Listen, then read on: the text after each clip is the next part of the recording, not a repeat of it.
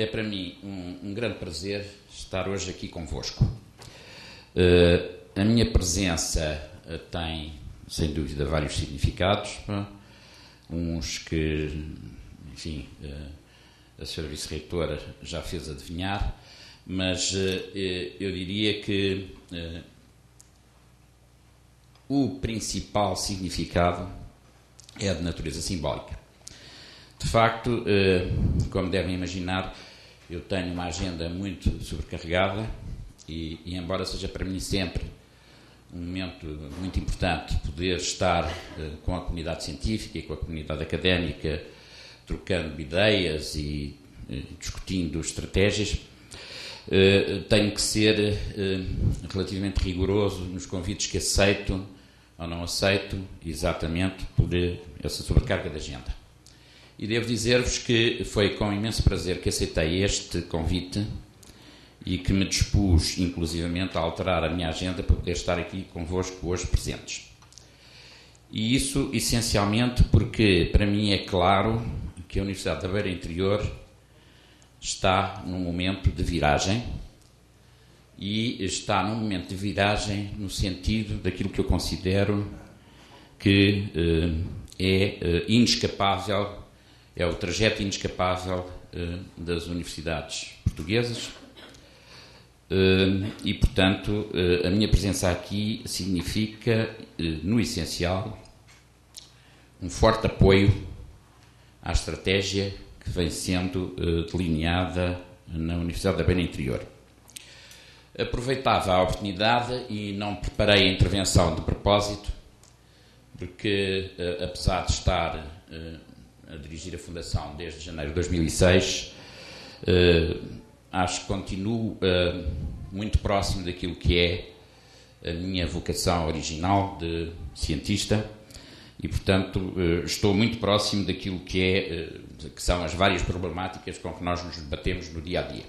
E, portanto, quis, de algum modo, que esta minha participação no Biociência fosse vista como de um colega de ofício, de um colega de ofício que agora está noutras funções, mas que irá regressar, com certeza, à Universidade quando acabar estas funções. Não vai, seguramente, participar do Conselho de Administração, nem vai ser deputado europeu, nem vai ter nenhuma dessas funções que às vezes os ministros têm quando deixam os governos. Não, vou regressar ao meu laboratório de investigação enquanto me permitirem lá estar, porque também já estou numa idade um bocadinho avançada. Mas gostava de, portanto, hoje conversar convosco e partilhar convosco não só aquilo que foi a estratégia do Ministério da Ciência e da Faculdade e da Fundação durante os últimos anos, mas também discutir convosco um bocadinho daquilo que é o nosso pensamento relativamente ao futuro. Como julgo que foi óbvio para toda a comunidade científica, a estratégia do Ministério da Ciência, em particular da Fundação para a Ciência e Tecnologia, enquanto entidade que operacionaliza a política de ciência, houve um conjunto de domínios que foram considerados absolutamente prioritários. Um deles foi o dos recursos humanos, portanto, o reforço da capacidade do sistema científico em termos de recursos humanos. Isso traduziu-se numa política de bolsas de doutoramento e de pós-doutoramento massiva. Como sabem, enfim, os números de bolsas que atribuímos nos últimos anos praticamente duplicaram relativamente há 5 anos atrás, o que leva a que hoje em dia a Fundação esteja a financiar cerca de 8.000 bolseiros, a maioria dos quais estão a fazer os seus programas de doutoramento em Portugal, mas ainda cerca de 20% no estrangeiro, e traduziu-se num programa que foi inovador e que nós esperamos que tenha contribuído para, de facto, introduzir, dar um abanão e introduzir sangue novo nas nossas instituições científicas, que foi o Programa Ciência 2007, 2008, 2009, que se traduziu na integração de 1.200 doutorados no nosso sistema científico.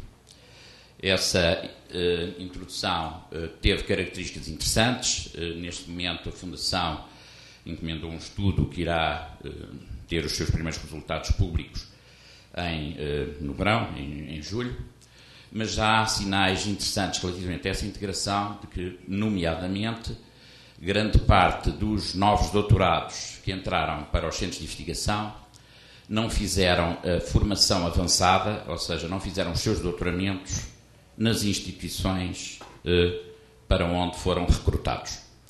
O que é, como sabem, no nosso sistema muito importante, porque uma das características do nosso sistema científico é o forte inbreeding que se registra, ou seja, grande parte dos nossos docentes universitários começaram a sua carreira no ensino superior na universidade, onde acabam por se reformar. Portanto, é assim uma espécie de... são acompanhados desde o nascimento até à tumba, não é? Portanto, na mesma instituição. Esta integração dos 1.200 teve essa característica.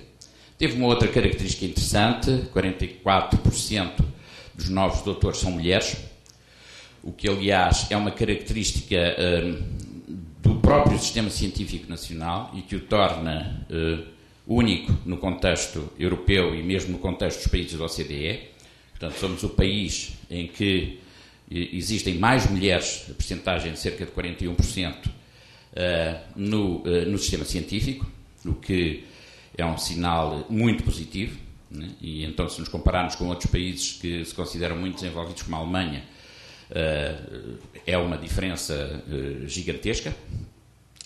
Mas, de facto, como eu dizia, houve essa política sustentada de reforço de recursos humanos, que tinha por objetivo, evidentemente, aumentar a capacidade e a massa crítica que nas nossas instituições de investigação e nas universidades pode ser responsável pela mudança que é absolutamente inescapável se nós quisermos que Portugal não desapareça do mapa do desenvolvimento e da ciência. Um outro aspecto em que nós pusemos grande ênfase foi na avaliação. A avaliação independente e internacional das nossas instituições e das nossas equipas de investigação. Outro aspecto, este, aliás, vinha na sequência daquilo que já acontecia no sistema científico desde há cerca de 10 anos atrás, né? Desde 1997. No entanto, o exercício deste ano, a Fundação colocou aos avaliadores um desafio que foi o de garantir que a avaliação que estavam a fazer em Portugal seguiria padrões de exigência e critérios exatamente iguais às avaliações que fariam se estivessem num outro país, como os Estados Unidos. Portanto, nós achámos que não valia a pena enganarmos a nós próprios e, portanto, o que nós queríamos era que uma instituição que fosse avaliada de excelente em Portugal também o fosse nos Estados Unidos ou num outro qualquer país desenvolvido. Até porque, sendo nós um país pobre, temos que garantir que os poucos recursos que temos são investidos naquilo que de melhor se faz no país. Ou seja, se nós fôssemos um país rico, poderíamos provavelmente financiar